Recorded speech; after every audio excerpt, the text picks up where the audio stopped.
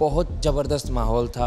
बहुत मतलब एक तरीके से बोला जाए जिसको बहुत गर्म माहौल था। पहला थ्रो मेरा फाउल हो गया था और उस टाइम पे मैं उस टाइम जब पहला थ्रो फाउल हुआ मैं हँसा था मेरी गलती पे। एक वीडियो बहुत वायरल हो रही है इंस्टाग्राम पर, बहुत लोग उस पर प्रतिक्रिया दे रहे हैं, पूरे देश में वायरल हो रही है। शब्द जो यूज़ हुए उसमें मैं पूरी भारत की जनता को क्षमा मांगना चाहता हूँ कि हाँ मैंने गलत शब्दों का यूज़ किया। जिस तरीके से आपने थ्रो किया, उसके बाद जो एग्रेशन देखा, विराट कोहली तक से आपके एग्रेशन को कंपेयर किया जा रहा है। तो जो मैं थ्रो कर रहा था, थ्रो करने से पहले अगर आप मेरे को कई बार नोटिस करोगे तो मैं लंबी लंबी सांसें भर के छोड़ रहा था ताकि अपने आप को शांत कर सकूं। विराट कोहली भी इसीलिए ऐसा रहते होंगे क्योंकि उनकी जर्नी भी काफ़ी मुश्किल रही है। नीरज चोपड़ा से कभी बातचीत हुई होगी, या किस तरीके से आप उनके जो हमने देखा देश भर का नाम उन्होंने नाम रोशन किया है, और उन्हीं के कारण आज जेवलिन में पैरा में 4 मेडल, 2 गोल्ड, 1 सिल्वर, 1 ब्रोंज आया है।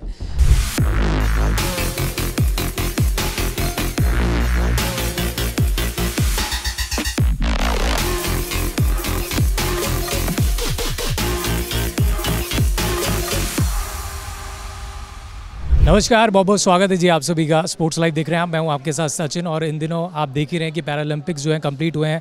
भारत ने 29 मेडल जीते हैं और लेकिन इस समय हमारे साथ खास मेहमान नवदीप मौजूद हैं जो कि पूरे देश में इस समय छाए हुए हैं। सबसे पहले बहुत बहुत स्वागत और कॉन्ग्रेचुलेशंस गोल्ड के लिए। धन्यवाद भैया। नवदीप, आपसे जानना चाहूँगा किस तरीके का एक्सपीरियंस रहा ओवरऑल। वैसे तो बहुत सारी चीज़ें आपसे बात करने वाली, लेकिन आप खुद का एक्सपीरियंस पहले शेयर करें गोल्ड का। काफ़ी अच्छा था। फ्रांस काफ़ी अच्छा सपोर्ट कर रहा था, फ्रांस की जनता काफ़ी अच्छा सपोर्ट कर रही थी। अंदर माहौल बहुत ज़बरदस्त माहौल था। बहुत मतलब एक तरीके से बोला जाए जिसको बहुत गर्म माहौल था। अगर आप ट्रैक में घुसोगे, जैसे ही आपकी एंट्री होती है, आप सिर्फ वार्म अप के लिए अंदर घुसते हो, पूरा क्राउड आपको चिल्लाना शुरू कर देता है, पूरा क्राउड आपको बूस्ट अप कर देता है। तो काफ़ी अच्छा फील था। विलेज में भी काफ़ी अच्छी रहती थी बाउंडिंग एथलीट से, और तो काफ़ी अच्छा ट्रिप और टूर रहा ये मेरा। वो बताइए, जिस तरीके से आपने जो जैसे फेंका जेवलिन, उसके बाद जब आप गए, कोच से बात करी, वो पूरा सिनेरियो क्या था और जब आपको पता लगा नहीं आप जीत चुके हैं? जब मैं पहला थ्रो मेरा फाउल हो गया था और उस टाइम पे मैं उस टाइम जब पहला थ्रो फाउल हुआ मैं हँसा था मेरी गलती पे। मेरे को पता था कि गलती हुई है, मैं हँसा था काफ़ी। फिर मैं ठीक है, मैं कहा कोई बात नहीं, अभी चांस हैं। और मैंने अपने आप को शांत किया कि हाँ ठीक है, कुछ नहीं है। हम अगर अपने आप को शांत करेंगे, फोकस रहेंगे, तो हमारे पास अभी 5 चांस हैं और बहुत हैं वो इतना मेडल करने के लिए। फिर दूसरा थ्रो किया। दूसरा थ्रो कोच से पहले मैं बात करके गया कि कोच साहब क्या करना है। उन्होंने बताया कि कुछ नहीं है, थोड़ा सा एक स्टेप आगे गया है, इधर से एक स्टेप पीछे कर ले, सब अच्छा हो जाएगा और शांत ही रहना। उन्होंने बोला शांत ही रहना। तो जो मैं थ्रो कर रहा था, थ्रो करने से पहले अगर आप मेरे को कई बार नोटिस करोगे तो मैं लंबी लंबी सांसें भर के छोड़ रहा था ताकि अपने आप को शांत कर सकूं। तो शांत करके जो थ्रो किया था, शांत करके थ्रो किया था और गुस्से में फिर बाकी सारी चीज़ें मैं एक्टिविटी की थी ताकि थोड़ा सा वो मैं और क्राउड को अपनी तरफ देख भी रहे थे क्राउड को, आप खुशी से कर रहे थे। जी, क्राउड भी ताकि साथ रहे और नेक्स्ट थ्रो में पंप अप करे, तो उस चीज़ के लिए बाकी ओवरऑल काफ़ी अच्छा था। जिस तरीके से जैसे हमें पता लगा, जो एग्रेसिवनेस की बहुत चर्चा हो रही है आपकी, जिस तरीके से आपने थ्रो किया, उसके बाद जो एग्रेशन देखा, विराट कोहली तक से आपके एग्रेशन को कंपेयर किया जा रहा है। कैसे, क्या कहना चाहेंगे आप उनके कंपैरिजन? देखो, जो मेहनती खिलाड़ी होता है और जो मेहनत कर रहा होता है और जब उसको उसकी मेहनत का फल मिलता है तो उसको उसके सारे स्ट्रगल, परिश्रम और सारे ताने और सारी चीज़ें जब याद आती है ना, तो ये चीज़ मेरे हिसाब से काफ़ी कॉमन है कि जब वो एक्सप्रेस होती है, आउट होती है, तो सारी चीज़ें बाहर आती हैं। तो बस वो वही था। और आई थिंक विराट कोहली भी इसीलिए ऐसा रहते होंगे क्योंकि उनकी जर्नी भी काफ़ी मुश्किल रही है और एग्रेशन से वो अपने आप को एक सॉलिड और मजबूत फील कराना चाहते हैं अपोनेंट को। ऐसा ही मैं चाहता हूँ, तो इसीलिए वो सब आपको नज़र आया। नीरज चोपड़ा से कभी बातचीत हुई होगी, या किस तरीके से आप उनके जो हमने देखा देश भर का नाम उन्होंने नाम रोशन किया है, मेडल जीता है, लेकिन वो झलक नज़र आती है, उसकी भी बातचीत हो रही है देश भर में, उस पर आप क्या कहेंगे? नीरज चोपड़ा भाई साहब अपने आप में एक आइकॉन है और काफ़ी अच्छे और सीनियर खिलाड़ी हैं। और उन्होंने ही देश को जेवलिन इंट्रोड्यूस कराया कि जेवलिन क्या होता है। सबको टोक्यो 2020 के बाद पता लगा है कि Bharat track and field event में और एथलेटिक्स में इतना अच्छा कर पा रहा है, और उन्हीं के कारण आज जेवलिन में पैरा में 4 मेडल, 2 गोल्ड, 1 सिल्वर, 1 ब्रोंज आया है। तो उनका ही योगदान है कि जब टोक्यो में मेडल के बाद, उसके बाद पेरिस में भी उनका मेडल रहा, तो काफ़ी अच्छा लगता है कि जब हमारे एबल एथलीट अच्छा करते हैं तो पैरा फॉलो करके और अच्छा करते हैं। 10 साल की उम्र में आपकी जर्नी शुरू हुई थी और उसके बाद से हमने देखा बहुत स्ट्रगल रहा आपकी लाइफ में। स्ट्रगलिंग पीरियड में आप घर से दूर भी रहे, काफ़ी मेहनत लगी, उस जर्नी के बारे में बताएं। और उस बीच कई ऐसे लोग भी मिले जो आपको डिमोटिवेट कर रहे थे, तो किस तरीके से आपने उस स्ट्रगल को फेस किया?